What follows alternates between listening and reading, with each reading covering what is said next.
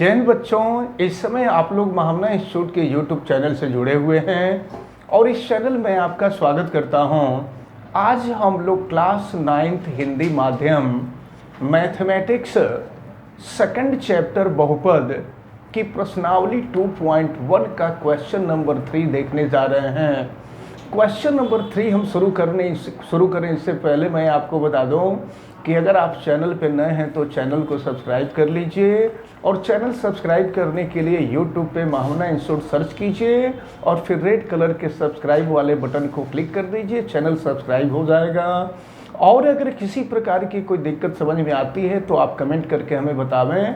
Bell icon को भी press करें ताकि प्रतिदिन पढ़ने वाले वीडियो की सूचना आप तक पहुंचती रहे और इस वीडियो को मैक्सिमम स्टूडेंट तक शेयर करें ताकि मैक्सिमम स्टूडेंट इसको अच्छी तरह से समझ सकें और वीडियो को आप लाइक ज़रूर करें। तो चलिए हम शुरू करते हैं क्लास 9th हिंदी माध्यम गणित मैथमेटिक्स बहुपद यानी पॉलिनोमियल की प्रश्नावली 2.1 का क्वेश्चन नंबर 3।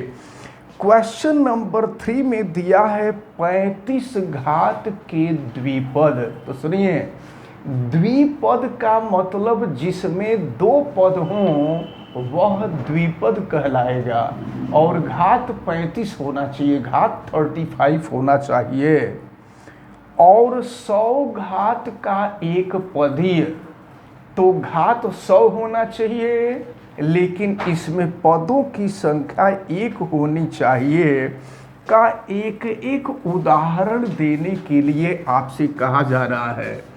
तो देखें, 35 घात वाले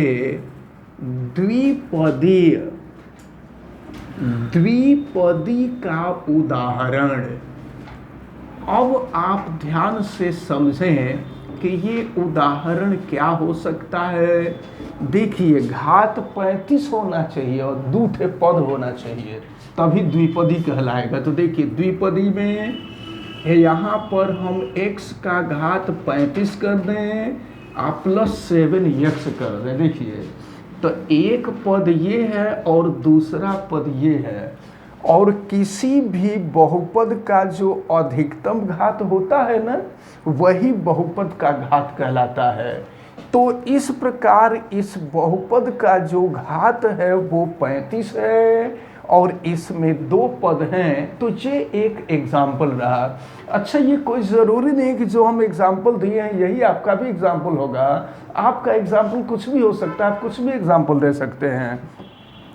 अब इसके बाद 100 घात वाला एक पदी कह रहा है, 100 घात वाले एक पदी का उदाहरण।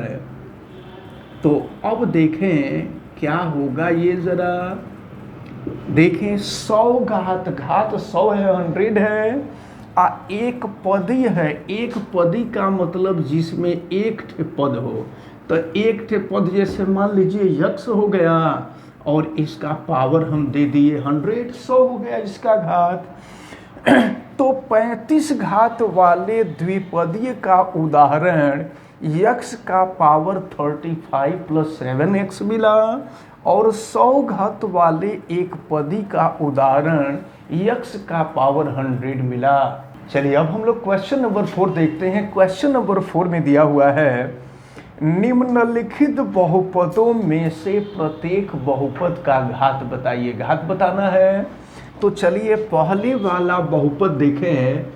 तो किसी भी बहुपद में चर का जो अधिकतम घात होता है ना, वही बहुपद का घात होता है। तो ज़रा देखिए, इसमें चर x है और x का अधिकतम घात 3 है, यानी इस बहुपद का जो घात होगा वो 3 होगा। यही आपसे पूछा जा रहा था। अब अगर हम सेकंड में आवे तो 4 - y², यहाँ पर चर y है और y का घात 2 है। तो यहाँ पर जो घात होगा ये 2 होगा। अब थर्ड में आ जाइए। तो यहाँ पर चर t है और t का घात कुछ नहीं है तो 1 है। तो इसका जो घात होगा वो 1 होगा। इसी तरह से आप यहाँ फोर्थ में आ जाइए तो यहाँ 3 है, यहाँ पर कोई चर संख्या है ही नहीं है, कोई चर नहीं है। तो जब कोई चर है ही नहीं है तो इसका जो घात होगा वो 0 होगा। तो ये रहा क्वेश्चन नंबर 4। अब हम लोग क्वेश्चन नंबर 5 देखेंगे। देखिए क्वेश्चन नंबर 5 में दिया हुआ है, बताइए कि निम्नलिखित बहुपदों में कौन कौन बहुपद रैखिक है, कौन कौन द्विघाती है और कौन कौन त्रिघाती है। तो जानते हैं जिस बहुपद का घात 1 होता है उसे रैखिक बहुपद कहते हैं, जिसका घात 2 होता है उसे द्विघाती बहुपद कहते हैं, जिसका घात 3 होता है उसे त्रिघाती बहुपद कहते हैं। चलिए फर्स्ट पे आ जाइए। यहाँ पर बहुपद का घात 2 है, इसलिए यह बहुपद द्विघाती बहुपद है। सेकंड वाले में देखें तो चर यक्ष है और यक्ष का घात 3 है, इसलिए यह त्रिघाती बहुपद है। थर्ड वाले में आइए तो y का घात 2 है, यहाँ चर 2 है तो y का घात 2 है, तो ये बहुपद द्विघाती है। और फोर्थ वाले पे आइए 1 प्लस यक्स, यहाँ x का पावर 1 है तो इसका मतलब ये हुआ कि इसका घात जब 1 होगा तो रैखिक बहुपद होगा। ये हो गया रैखिक बहुपद। इसी तरह से पांचवें पे आवे तो 3t है, यहाँ t का पावर 1 है और जब पावर 1 होगा तो ये रैखिक बहुपद होगा। यहाँ r का घात 2 है, जब घात 2 होगा तो यह द्विघात बहुपद होगा। यहाँ घात 3 है तो ये जो है त्रिघात बहुपद होगा। तो इस प्रकार प्रश्नावली 2.1 का क्वेश्चन नंबर 5 समाप्त होता है।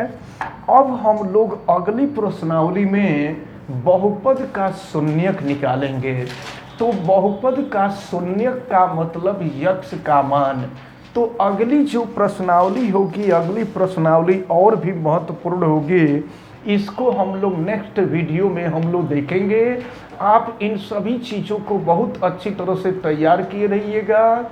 आप वीडियो को लाइक भी कीजिएगा और अगर किसी प्रकार की कोई दिक्कत समझ में आती है तो आप हमें कमेंट करके बताएंगे भी। वीडियो मैक्सिमम स्टूडेंट तक शेयर करेंगे ताकि मैक्सिमम स्टूडेंट इस वीडियो को अच्छी तरह से समझ सके। और अगर किसी प्रकार की कोई दिक्कत समझ में आती है तो आप हमें कमेंट करके बतावें और बेल आइकन को भी प्रेस करें। आप सभी लोगों का बहुत बहुत धन्यवाद। जय हिंद।